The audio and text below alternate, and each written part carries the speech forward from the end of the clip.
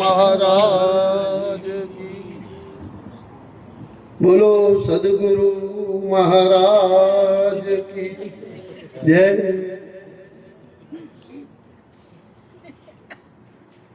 गुरुर्ब्रह्मा गुरुर्विष्णु गुरुर्देवो महेश्वर गुरु साक्षात् परब्रह्म तस्मै श्री गुरुवे नमः।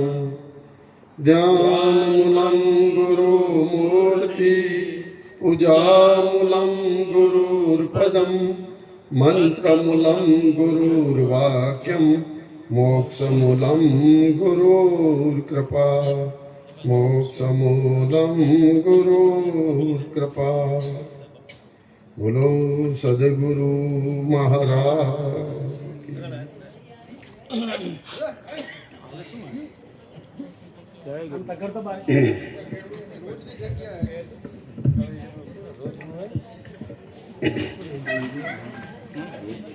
આજે આપણે ડાકોરના આ પવિત્ર ધામ દ્વારકાધીશથી ભક્ત બોડાણાના ભક્તિથી પ્રગટ થઈને અહીંયા જ્યારે વાસ કર્યો છે એવું આ પવિત્ર ધામમાં હરેશભાઈના પરિવાર દ્વારા આ સુંદર મજાનું સત્સંગ ભોજન અને આ સંત મેળાવડાનું આયોજન કર્યું છે।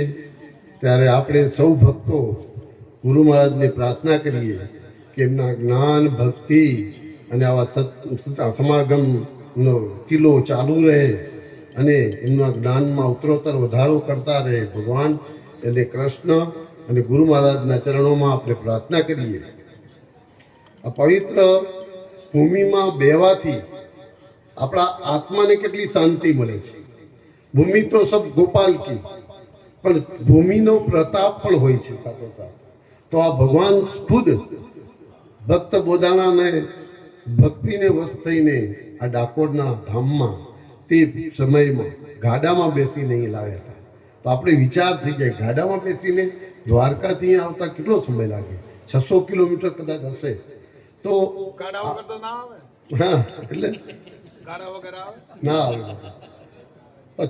આજે લગભગ કેટલા વર્ષથી હું જાણતો નથી, પણ એ વર્ષો પહેલા તો ગાડું જ ઉપયોગી હતું અને એ ગાડાના માધ્યમથી જેના ઘરે ગાડું હોય ને તો એમ લાગતું કે મારે કને ગાડું છે, સાયકલ છે।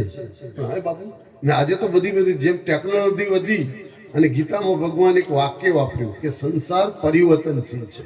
તો પરિવર્તનમાં ગાડું બદલાતું, ગાડી આવી, મર્સિડીઝ આવી કે ના આવી? અને એ બધું આપણે સૂક્ષ્મ જગતમાં ગુરુ મહારાજના લયમાં આત્મભાવમાં બધું જોતા આવ્યા છે, પણ દેહમાં માપકમાં આવી ગયા એટલે પેલું વ્યાપક વાળું ભૂલાઈ ગયું છે। ભૂલાયું છે કે નથી ભૂલાયું?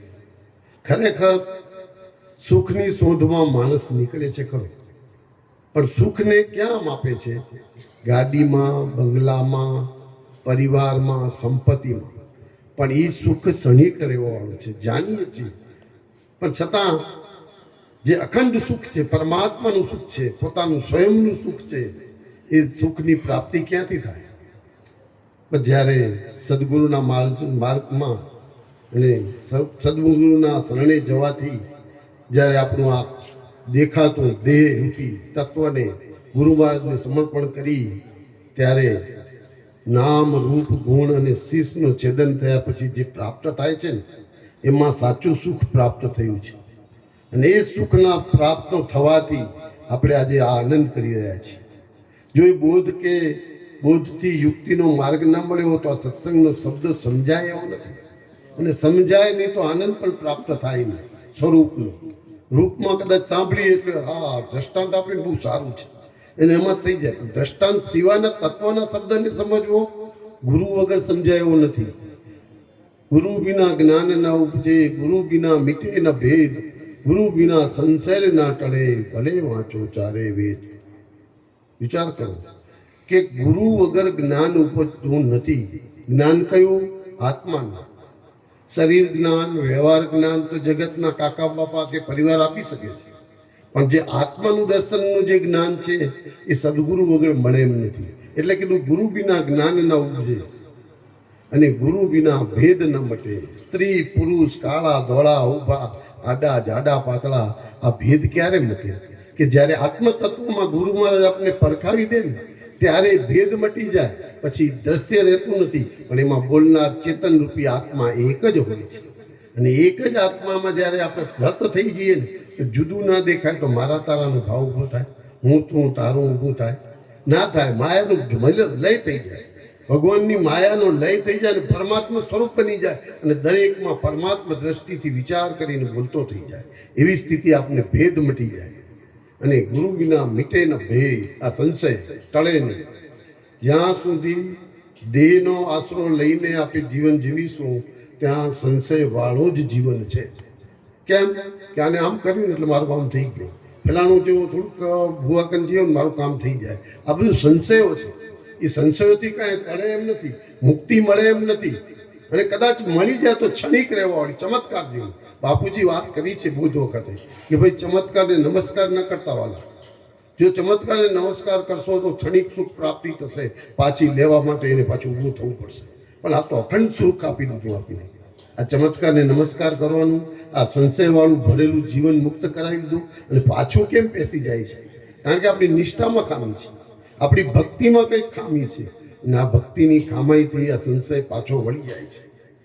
અને ભલે વાંચો ચારે વેદ તો બ્રહ્મ જ્ઞાન નહીં થાય. અખા ભગતે કીધું કે કથા સુણી ફૂટ્યા કાન તોય ના થયું બ્રહ્મ જ્ઞાન. તો વેદ વાંચવાથી કે કથા સાંભળવાથી જો જ્ઞાન થઈ જતું હોય તો દુનિયામાં કેટલા લોકો છે, બધાએ પ્રાપ્ત ના કરી લીધું. કારણ કે એવા સદગુરુ એવા પ્રાપ્ત થાય તો જ આત્માનું જ્ઞાન કરાવે. અને છેદન થયા વગર આત્મજ્ઞાન પ્રાપ્ત થાય નહીં, દેહને આપ્યા વિના કાંઈ મળે નહીં. આ સ્થિતિ આપણે ગુરુ મહારાજ આપી છે. ચાર વેદ છે, અર્થવેદ, યજુર્વેદ, સામવેદ અને ઋગ્વેદ. એના 4 મહાવાક્યો છે, એ પણ એ જ કહી રહ્યા છે. અહમ બ્રહ્માસ્મિ તત્વમસી, અયાત્મ બ્રહ્મ પ્રજ્ઞાન બ્રહ્મ. બધાની વાત તો આત્માની રૂપમાં છે.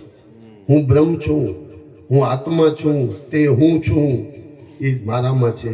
આ બધું આપણે સમજાવે. પણ 4 વેદના જે શાસ્ત્રોના પેજ જુઓ ને તો પેલા પેજની થપ્પી જોઈને જ આપણે વિસરી જોઈએ કે આ ક્યારે પ્રાપ્ત કરશો, શરીર રહેશે કે નહીં રહે. પણ ગુરુ મહારાજે 14 કલાકમાં તમે જ આત્મા છો, તમારા સિવાય બીજું જગતમાં કાંઈ નથી એવું આપને બતાવી દીધું. કેટલી ધન્યવાદ છે બાપુને.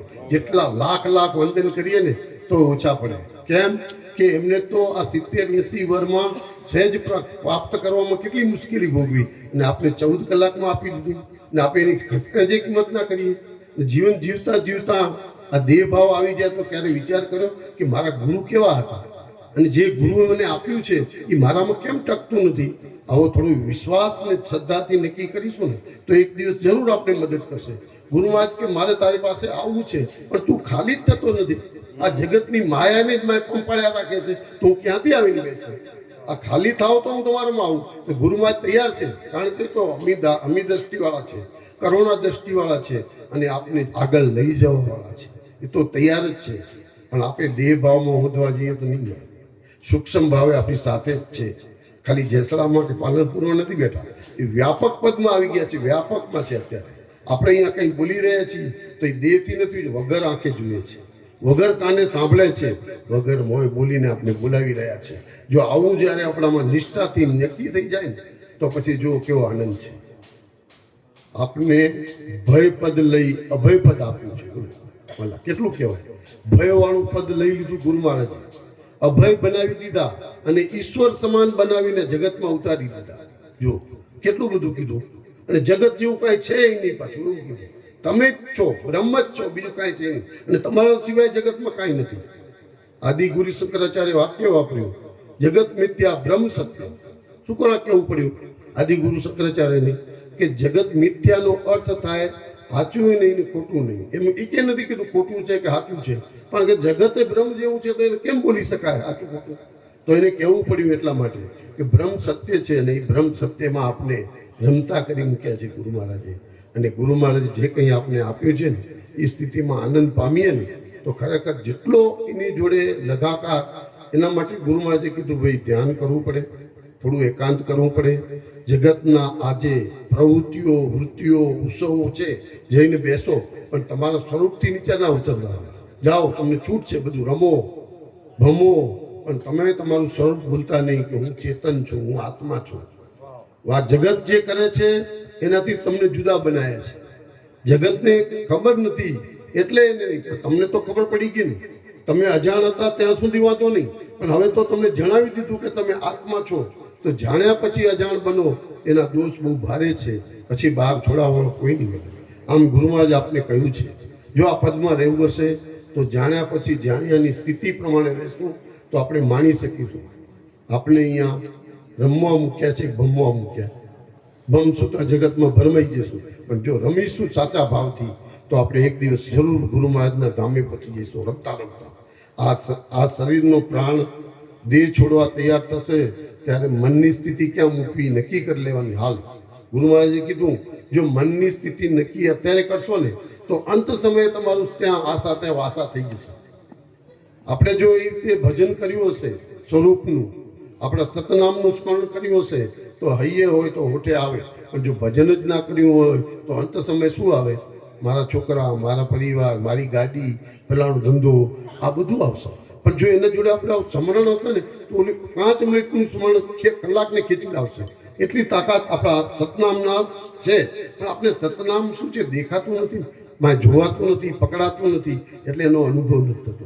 પણ એકવાર વાલા એના માટે કલાક, અડધો કલાક, દિવસે, 8 દિવસે, 15 દિવસે જો એની પાછળ સમય આપીશું ને તો જરૂર આપણે એમાંથી કંઈક શાંતિની પદ આપને પ્રાપ્ત થશે.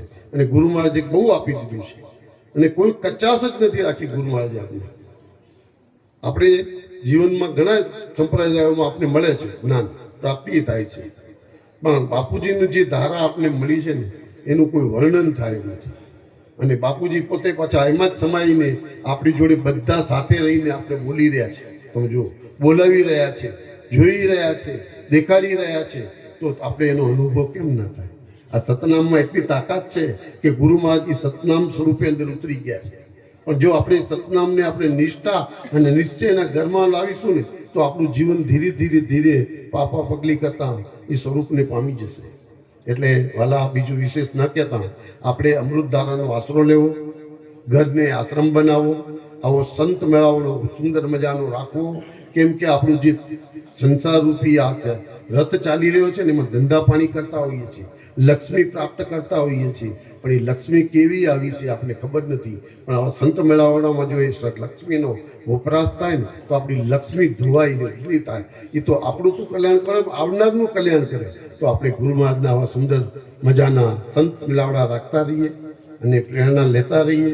અને એક વખત કદાચ એ વિચાર થાય કે મારું ઘર સાંકડું છે પણ મનની મોકળાશ હશે ને તો ઘરે મોકળું થઈ જશે. પણ એવા કોઈ સંશયો દૂર કરી અને આવા સંત મેળાવડા રાખશું. બોલો સદગુરુ મહારાજ.